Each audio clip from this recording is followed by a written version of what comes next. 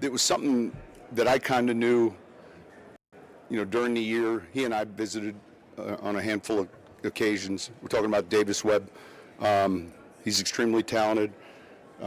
With regards to play calling, it's something that, I think he'll be really good at it. And I know that's like, man, are you going to give up play calling? And I would only do that if I felt like it would help our team.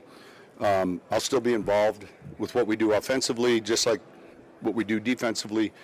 But I do think he has a gift. I think he's real sharp. I'm glad he's on our staff. Typically, any decision we make like that is to benefit our team. So I'm looking forward to it. I challenged him in the off season prior to that preseason game. He did a good job. But I think it'll help us, and certainly I wouldn't do it if I didn't think it was going to help our team win. Yeah. This is pretty interesting. I mean, listen, Sean Payton is not great in the mic, in front of the mic, doing his whole press conferences. He always has kind of like a weird, sadder energy. It's something that I've observed watching, a whole bunch of his interviews. If I didn't know that ahead of time, right? If I was just judging that pseudo press conference at face value, I'd say, oh man, Sean Payton does not look happy about this. He does not look comfortable about this. And I'd start to question, was this even his doing? Like, was this up to him? Like, the way how he kept repeating himself, the way how he was phrasing it. He kept saying, I wouldn't do it if I didn't think it was going to better the team. I'm like, well, yeah, we get that. That's why you're doing it. And he's like, and then he even says, and you're probably wondering, you're probably saying, how are you giving up play calling? And he's like, well, I am. And it's just like, it just hits weird. But he's weird in front of the mic.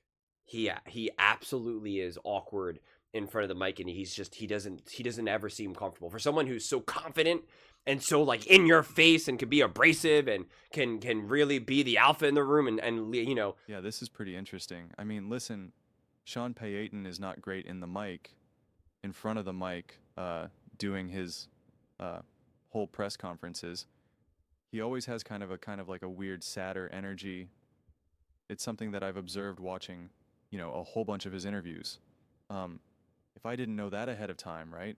If I was just judging that pseudo press conference at face value, I'd say, oh man, Sean Payton does not look happy about this. He does not look comfortable about this. And I'd start to question, was this even his doing? Like, was this up to him? Like the way how he kept repeating himself, the way how he was phrasing it. He kept saying, I wouldn't do it if I didn't think it was going to better the team. Like, well, yeah, we get that. That's why you're doing it. And he's like, and then he even says, and you're probably wondering, you're probably saying, how are you giving up play calling? And he's like, well, I am. And it's just like, it just hits weird.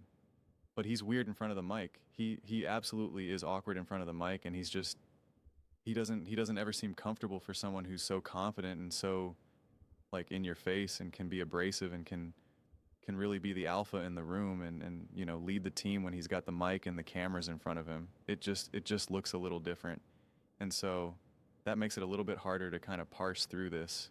So I'll say this. I think Sean Payton had a very interesting career, obviously, for various reasons. But he's been around for so long that I think sometimes when you've been around for so long and you've been with multiple teams, sometimes it's hard to kind of understand the perspective of kind of what's kind of happening and where we're at right now. And I could use Andy Reid as an example, but I think because he's been coaching for so long that won't hit as much. But it's like Sean McVay right now. I think it's probably the best example of this. Now Sean McVay has been coaching a lot less, which is why I want to use him as example, because people are like Sean McVay, Sean McVay, Sean McVay, and they've seen him within the last, what has he been coaching for, like 8 years, 10 years or something, somewhere around that timeline or so. if Sean McVay was just like, I'm no longer calling plays, people would be like, what? Like, what? What? Like, wait, what? Like, that's wait, what? It would really throw people off significantly. Sean Payne is supposed to have that aura. That term is getting used way too often too, way too frequently. But like this actually makes sense. Like we use aura way too much, but like this is actually is the time that you're supposed to use aura. Like Sean Payne is supposed to have that aura. That is what he's supposed to do. Think about Colin Cowherd constantly being like whenever he wants to bash Serrani or bash Dan Campbell. Basher is probably too strong of a word, but you know, downplay them or take away from them. He's always like, you need to be the man, you know, the brains of the offense, the play caller, like Sean Payton and Shanahan and McVay. And it's just like, well, Sean Payton is now saying no. And it's a conversation to be had. It's a conversation to be had. And once you give up play calling, I don't know, it's interesting. I'm super pro Harbaugh with the Chargers. And yet he had to now go and hire Mike McDaniel, like a real offensive mind. And it's like when you're a Harbaugh, when you go out and get a Harbaugh, you seemingly are not supposed to need that. But at the same time, I think Harbaugh can run a team way better than McDaniel ever can. And then, so the question is like, Sean Payne also is a big like he is pulling the strings, like he is, why make no mistake about it? Make no mistake about it, he is why the Denver Broncos got Bo Nix moved on from Russell Wilson. He is why they went all in on defense last offseason, especially in free agency. And that defense was elite and awesome. Like, make no mistake about it. So, like, he's pulling these strings. He's showing his worth without a doubt. Without a doubt. But arguably my guess would be, this would be my guess and I could be wrong, but it's just my gut based off of playing and just having a feel for coaching and what you'd want. My gut is he absolutely positively loves play calling. He lives for it. That's because that's when you're a play caller, like you are just as much a part of the game, if not the most, right? Him now on the sidelines not being a play caller, you are going to be a lot more removed from the game. He's still on the mic. He's still going to be talking on the headset. Still going to be having conversation with Bo Nix. He's going to be having conversation with, like, he's going to be having the conversations. He's probably still going to be like, I want to run here or something like that. I mean, like, who really knows? We're going to go for it on 4th down. Like, all that type of stuff. So, he's still going to be part of it. But, like, play calling is play calling. Like, that is the ultimate art and science. And, like, I'm sure someone like Sean Payton and I get it. Like, this is how you be if you're the play caller. Like, that's what you get off of. That's what you wake up for. Like, that's what you are. Like, yes, when you dial up that perfect play at the perfect time, it's like, I did that. That's right, me. Like, you just feel it. It's the coach's version of making that unbelievable throw 50 yards down the field, escaping the pressure, climbing the pocket, and throwing off of 1 foot. Like, that's the coaching version of that. And he's saying, I'm not doing that anymore. Something that he's done for, like, I mean, when you think about his career as a whole, not even just in the NFL, but just his coaching career, I mean, 30, decades, literally just in the NFL decades. So it's a big deal. It is a massive deal. So then the question then remains, is it because he's not good enough, Sean Payton that is? Or he's recognizing that, or he's feeling like I just can't do what I was able to do once upon a time?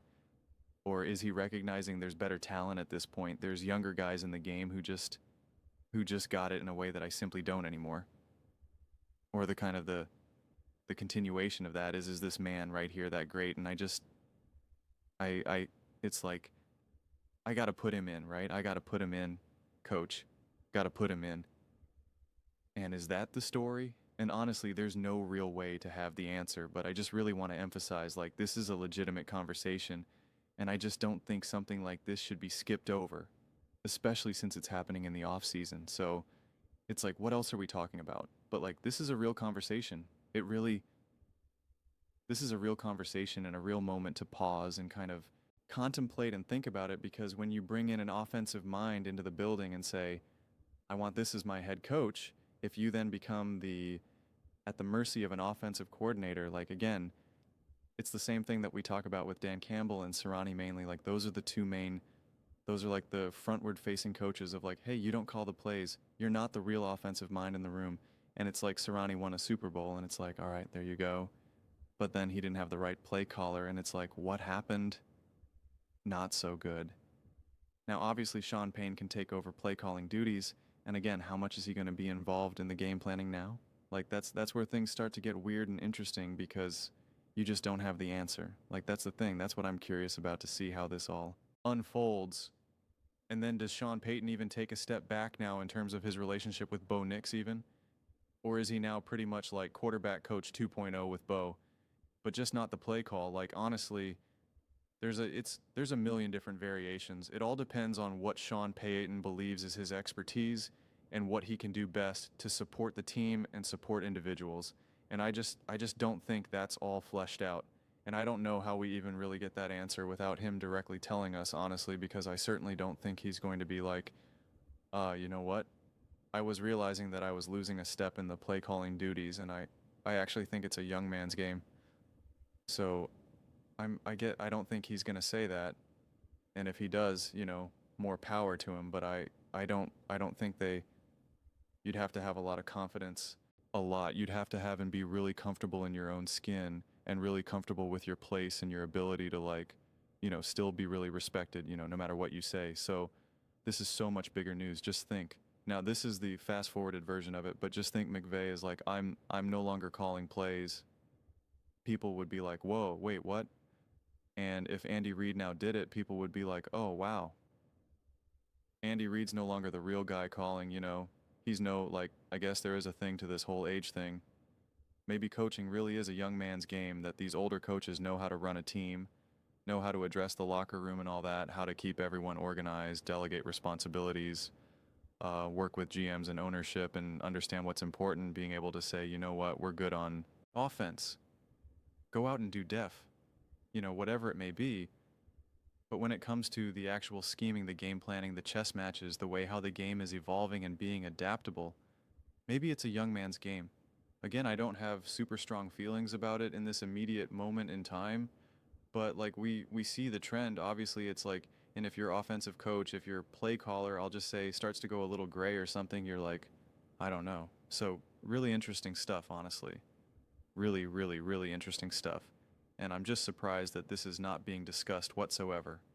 But I got you, Denver Broncos fans, I got you.